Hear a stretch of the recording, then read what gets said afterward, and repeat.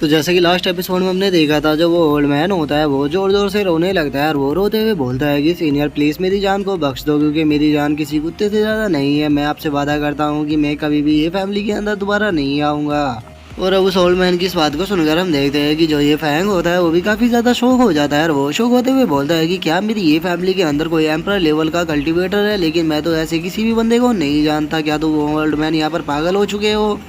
जो सुनकर अब जो वो ओल्ड मैन होता है वो अपने पास से किसी चीज़ को निकाल कर देते हुए जो ये फैंग होता है उससे बोलता है कि सीनियर मेरा यहाँ पर आने का कोई भी इंटेंशन नहीं था, बल्कि मुझे तो जो हेवनली गॉड टेम्पल है उन्होंने मिशन दिया था और मैं मिशन को कंप्लीट करने के लिए ही यहाँ पर आया था। जो सुनकर जो किंग टियान होता है वो गुस्से में उसकी तरफ देखते हुए बोलता है कि मुझे फ़र्क नहीं पड़ता कि तुम्हें यहाँ पर हेवनली गॉड टेम्पल ने भेजा है या फिर अर्थली गॉड टेम्पल ने भेजा है, जो भी मेरी ये फैमिली को ऑफेंड करेगा मैं उसे ख़त्म कर दूंगा। और किंग टियान के इतना बोलते के साथ ही हम देखते हैं कि वो जो ओल्ड मैन होता है उसकी बॉडी वहीं पर ही ब्लास्ट हो जाती है। और अब उस ओल्ड मैन को इस तरह से मरता हुआ देखकर जो डोंग फैंग होता है वो भी बहुत ही ज़्यादा शौक हो जाता है और वो शौक होकर अपने मन में सोचता है कि यहाँ पर आखिर ऐसा पॉसिबल भी कैसे है, क्या सच में ये फैमिली के पास में कोई एम्परर लियरलम का कल्टीवेटर है, लेकिन हमने तो आज से पहले ऐसा कभी भी नहीं सुना। और वो ये सोच ही रहा होता है, लेकिन तभी हम देखते हैं कि जो ये फैंग होता है वो पीछे से आकर उसके ऊपर अटैक करते हुए उसे बोलता है कि जो तुम्हारा मास्टर था वो यहाँ पर मर चुका है, तो फिर तुम जिंदा रहकर अब क्या करोगे, तुम भी उसके साथ में क्यों नहीं चले जाते।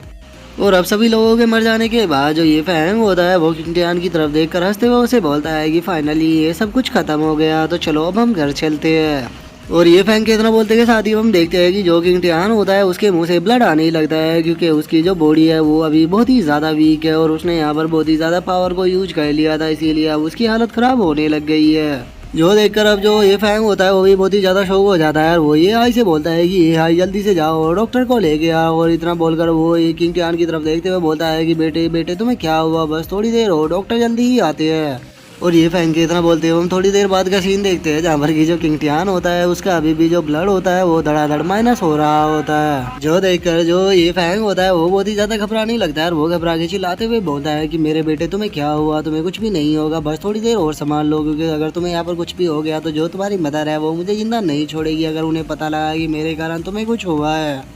जो सुनकर अब जो किंग टियान होता है वो अपने मन में सोचता है कि डैमिट ये ब्लीडिंग तो रुकी नहीं रही, लगता है कि ये ब्लीडिंग आज मेरी जान लेकर ही रहेगी। और किंग टियान के इतना सोचते के साथ ही अब हमारा जो व्यू होता है वो उसके सिस्टम के ऊपर आ जाता है, जो कि किंग टियान को ही देख रही होती है और वो उसे देखते हुए बोलती है कि मास्टर टेंशन मत लो, मैं आपके लिए मेडिसिन लेकर आ रही हूँ। और इतना बोलकर वो काफ़ी सारी मेडिसिनों को निकाल लेती है। और अब उसे वहाँ पर देखकर जो किंग टियान होता है वो अपने मन में सोचता है कि चलो ये तो अच्छा हुआ कि मैंने जो ब्लड पिल की एंडलेस सप्लाई थी वो सब स्पेस में रख दी थी, नहीं तो मैं आज यहाँ पर पक्का मारा जाता। और किंग टियान के इतना सोचती है हम देखते हैं कि जो सिस्टम होती है वो किंग टियान को मेडिसिन देते हुए उसे बोलती है कि मास्टर ये लीजिए आपकी मेडिसिन आ चुकी है। और अब उस मेडिसिन को पी लेने के बाद हम देखते हैं कि जो किंग टियान होता है उसकी हालत दोबारा से ठीक होने लगती है। और किंग टियान के इतना सोचते के साथ ही हम देखते हैं कि जो ये हाई होता है वो वहाँ पर लेकर डॉक्टर को आ चुका होता है और वो वहाँ पर आते हुए बोलता है कि ब्रदर जो डॉक्टर हुआंग है वो यहाँ पर आ चुकी है। और अब डॉक्टर हुआंग को वहाँ पर देखकर जो ये फैंग होता है वो उसे किंग टियान के पास में ले जाते हुए उसे बोलता है कि डॉक्टर जरा देखिए जो मेरा बेटा है पता नहीं उसे एकदम से क्या हुआ, लेकिन वो ब्लड की वॉमिट कर रहा है।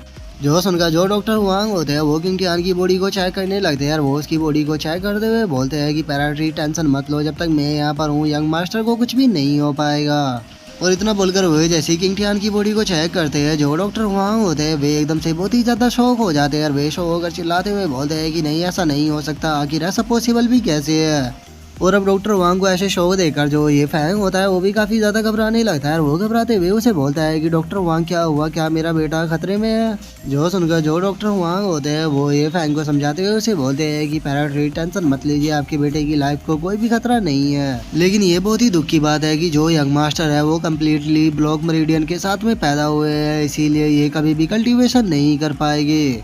जो सुनकर अब जो ये फैंग होता है वो बहुत ही ज़्यादा शौक हो जाता है और वो शौक होकर चिल्लाते हुए बोलता है कि क्या आपने अभी कंप्लीट ब्लॉक मेरिडियन कहा, लेकिन आखिर ऐसा हो भी कैसे सकता है कि मेरे बेटे के सारे मेरिडियन ब्लॉक कैसे हो सकते हैं। और अब ये फैंग को ऐसे घबराता हुआ देखकर जो ये डॉक्टर हुआंग होते हैं वो उसे बोलते हैं कि पैराट्रीज आपको टेंशन लेने की कोई भी ज़रूरत नहीं है, क्योंकि मुझे याद है मैंने एक एंशिएंट बुक के अंदर पढ़ा था कि अगर किसी का देंत्यान क्यूआई या फिर मेरिडियन ब्लॉक होते हैं तो उसे किंग ब्लड के द्वारा अनब्लॉक किया जा सकता है। और अब डॉक्टर हुआंग की इस बात को सुनकर जो किंग टियान होता है वो भी आंखें खोलकर उसे देखने लगता है और वो उसे देखते हुए अपने मन में सोचता है कि ये ओल्ड मैन कोई नॉर्मल पर्सन नहीं है, क्योंकि ये किंग ब्लड के इफेक्ट के बारे में भी जानता है। वैसे तो जो किंग ब्लड होता है वो मेरिडियनों को अनब्लॉक कर सकता है, लेकिन मेरा जो केस है वो थोड़ा स्पेशल है, इसीलिए जो किंग ब्लड है वो भी मेरी सील को यहाँ पर नहीं हटा सकता, इसे मुझे खुद ही हटाना होगा। और किंग टियान के इतना सोचते के साथ ही हम ये हाई को देखते हैं जो कि ये फैंग से चिल्लाते हुए बोलता है कि ब्रदर, आपने मुझसे वादा किया था कि आप मेरे भतीजे की शादी 50 लड़कियों से कराओगे, लेकिन मेरा भतीजा तो कल्टीवेट ही नहीं कर सकता। तो क्या आपको लगता है कि वे जो लोग हैं वो अपनी लड़कियों की शादी मेरे भतीजे से कराएंगे? मुझे पक्का यकीन है कि वे लोग इस चीज़ के लिए नहीं मानेंगे। जो सुनकर जो ये फैंग होता है वो ये हाई से बोलता है कि ये हाई, तुम्हें टेंशन लेने की कोई भी ज़रूरत नहीं है। जब तक तुम्हारा ब्रदर यहाँ पर है कोई भी शादी से मना नहीं कर पाएगा। मेरे बेटे की शादी उन सभी लड़कियों से होगी। और ये फैंग के अब इतना बोलते के साथ ही हम देखते हैं कि जो डॉक्टर हुआंग होते हैं वो ये फैंग से बोलते हैं कि पैराट्रीज ये मेरी ग्रैंड डॉटर है जो कि अभी केवल 50 साल की है, और अगर आप बुरा ना माने तो मैं इसे यंग मास्टर की पर्सनल मेड बनाना चाहता हूँ। और डॉक्टर वांग की इस बात को सुनकर जो ये फैंग होता है वो डॉक्टर वांग से बोलता है कि डॉक्टर वांग, आप ये क्या मजाक कर रहे हो? आप अपनी ही ग्रैंड डॉटर को एक मेड कैसे बना सकते हो? जो सुनकर जो डॉक्टर वांग होता है वो ये फैंग से बोलता है कि पैराट्रीज, आप भूल गए हो कि आपने मेरी जान को बचाया था, और आपकी इस काइंडनेस को मैं कभी भी नहीं भुला सकता। इसीलिए मैं चाहता हूँ कि जो मेरी ग्रैंड डॉटर है वो यंग मास्टर की सेवा करे, जिससे मुझे भी खुशी मिलेगी। और डॉक्टर हुआंग के इतना बोलते के साथ ही हम देखते हैं कि जो उसकी ग्रैंड डॉटर होती है वो ये फैंग के सामने झुक जाती है, और वो उसके सामने झुकते हुए उससे बोलती है कि मैं आपसे वादा करती हूँ कि मैं यंग मास्टर का हमेशा ध्यान रखूंगी, और मेरे रहते हुए उन्हें कुछ भी नहीं हो पाएगा। जो सुनकर अब जो किंग टियान होता है वो भी अपनी आंखें खोलकर उसे देखने लगता है, और वो उसे देखते हुए अपने मन में सोचता है कि अरे वाह, मुझे तो पर्सनल मेड मिलने वाली है। सच में ये लाइफ मुझे लगता है कि बहुत ही अच्छी होने वाली है, क्योंकि इतनी खूबसूरत लड़की मेरी पर्सनल मेड बन रही है। और गाइस देख रहे हो ये किंग टियान कितना ज़्यादा ठरकी है। अभी इसे पैदा हुए सही से एक दिन भी नहीं हुआ और इसके दिमाग में ट्रकपन आने लगी है। जिसके बाद अब हम ये फैंग को देखते हैं जो कि डॉक्टर हुआंग से बोलते हैं कि ठीक है, अगर आप ऐसा ही चाहते हो तो मैं इसके लिए तैयार हूँ। जो सुनकर अब जो डॉक्टर हुआंग होते हैं वो किंग टियान की तरफ देखते हुए उनसे बोलते हैं कि वैसे तो जो यंग मास्टर है उन्हें पैदा हुए लगभग एक दिन होने वाला है, लेकिन अभी तक अपने इन्हें कोई भी नाम नहीं दिया, तो चलो क्यों ना हम यंग मास्टर के लिए किसी नाम को चुने। जो सुनकर जो ये फैंग होता है वो हंसते हुए बोलता है कि मेरा बेटा आज ही पैदा हुआ और हम लोगों के ऊपर इतने लोगों ने अटैक किया, लेकिन उसके बाद भी हमारी ये फैमिली को हेवन ने बचा लिया, तो इसीलिए मैं अपने बेटे का नाम ये किंग टियान रखूंगा।